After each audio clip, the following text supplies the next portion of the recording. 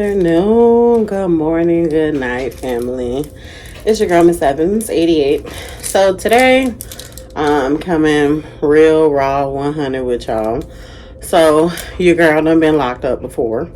So I want to tell my story so I don't have to worry about nobody else trying to tell me my story about what I done been through, but also just to give a word to the wise of things not to do so you don't go to prison. But also, if you are on your way to prison or you know somebody that might be going, just so you have an idea of the things that they're going to go through, whether if it's your mom, your dad, your brother, sister, cousin, whoever, baby daddy, baby mama. I have been there. I was arrested in July of 2006. I was a sophomore. I was a sophomore at Bethune-Cookman, which is a historically black college. Hail Wildcats out of Daytona Beach.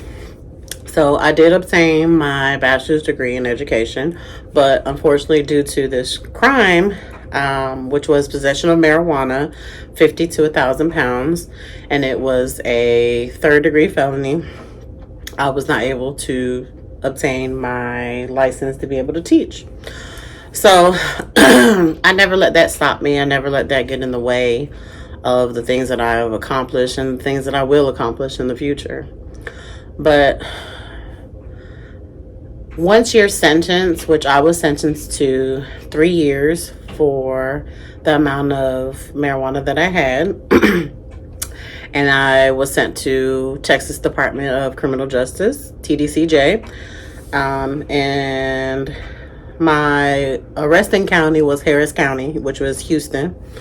So after I was sentenced, mind you, I'll probably do another video on this at another time, but I was pregnant. I was 3 months pregnant. So the stress that I was feeling was, I wouldn't wish that upon my enemy, honestly, because I'm worried about my safety. I'm worried about the safety of my child. I mean, she's healthy now, and I'm so thankful for my mom and my family making sure that she had no clue. Later on in life, I will take her there and I will show her, what happened so that she understands and let it be a lesson for her.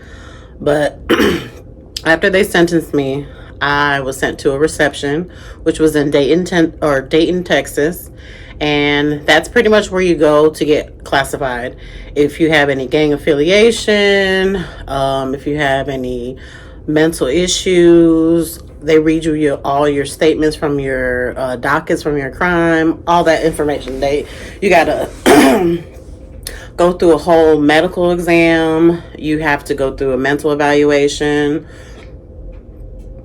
My thing, and I think about this every time, like I want to think about maybe doing something I'm not supposed to. I think about when we first entered those gates and we had to go through, it was like the back area of that prison.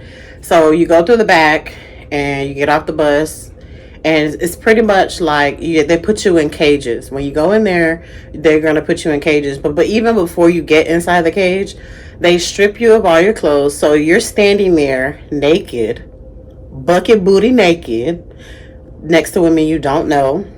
It doesn't matter if you have a period. They tell you if you have a tampon, go ahead and take it out. So literally, now mind you, I'm pregnant, so I got a belly on me. But there was a lady next to me. She was on her menstruation, and literally it got on the floor. And that was my first experience of introduction to prison. Was I'm coming through the door, y'all stripping me naked, and it's females that are bleeding on the ground. So mind you, my pressure is already up. I'm already upset, about to cry. So at this time, if you have any weave in your hair, tracks, whatever, all that has to come out. Braids, all that has to come out. They literally have beauticians that are there that if you have a full set of box braids, they will go ahead and take them out. If you have piercings, at the time I had a dermal. They gave me a note for it, and I had to carry that note everywhere I went. So They go ahead and they make you take a shower, and they make you put this lye all over your body. Then they go ahead and give you some like basic clothing. So, and they give you, of course, some little bologna sandwich, which to this day I have never eaten bologna, and I never will.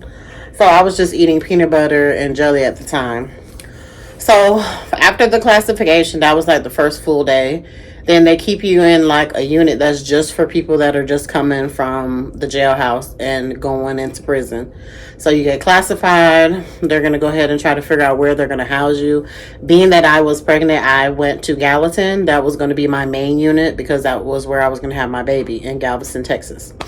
So I went through the process of evaluation. They asked me questions. They asked me about my education, my background, which I told them, of course, I have a bachelor's degree. I think they want to know all these things just to see, I guess, when they do studies and stuff about people that have committed crimes, they have those facts behind it. They wanted to know all my contact information for my family, for my brothers, for my sister. They took a picture of all my tattoos. They documented all my tattoos because in Texas the gang culture is very heavy. So they look at your hands, on your neck, just anything that has to deal with gang relation.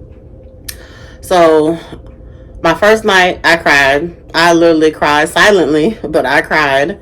And then I called my mom the following day and I let her know that, I had made it to reception and to please send me some money. So already when I got there, like, it was a few little females that was kind of like looking at me or giving me the eye or whatever.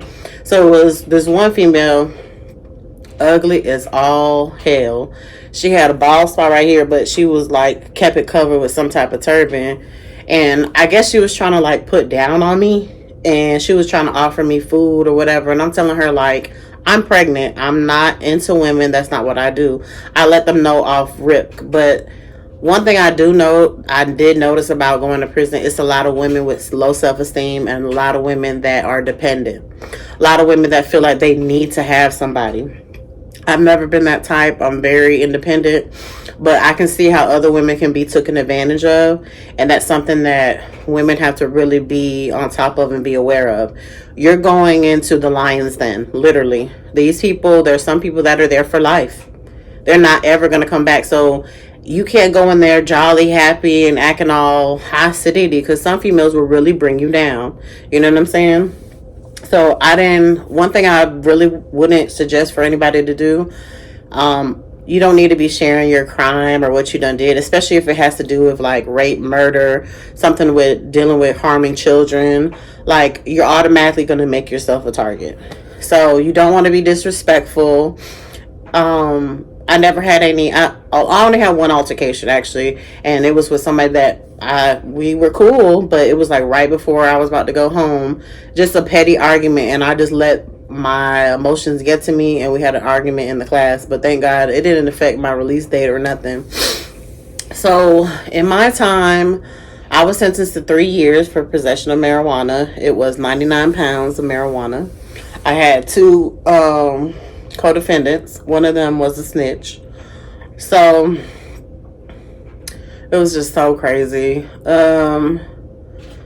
Once I did, like, I think it was like 60 days there in reception, I was bussed over to Galveston, and that was my main unit. And I had a job of like folding clothes because it was something that I could do while I was sitting down. And we would go to the doctor 3 times a week, depending if you were high risk or not. Because of my weight, I was considered high risk. But for the most part, besides just being sad, I got through it. Honestly, it was not something that I would ever wish upon anybody. If you can't do the time, then don't do the crime. That's my biggest suggestion, because you're going to go into a place that these people do not care about you. And they don't want to see you happy. And I'm a type of person, no matter where I go, I'm going to shine, and I'm going to be very high spirited. People don't want to see that. So my overall suggestion is just stay out of trouble, period. Period. Just do what you gotta do, live your life, live right, so that you don't have to go through these things. It was definitely an eye-opener to me. I don't regret it because it made me the woman that I am today. But for my children, I would never wish that. And I go to work every day to make sure that they don't have to do things that I did, which was trafficking. I'm glad that they didn't charge me with trafficking. They only charged me for possession. But it's definitely had an adverse effect on my life for sure. I'm in the process of working to get it expunged now, in order to work on owning a home or living in certain communities. You want to make sure you get these things taken care of once you've paid your debt to society. So on the next video, I probably will work on just talking about my overall crime, how it happened, how I was arrested, all that craziness. That's going to be an interesting story. So if you're interested, just leave a comment below and I will do that. And I hope you guys are having a great day. Bye.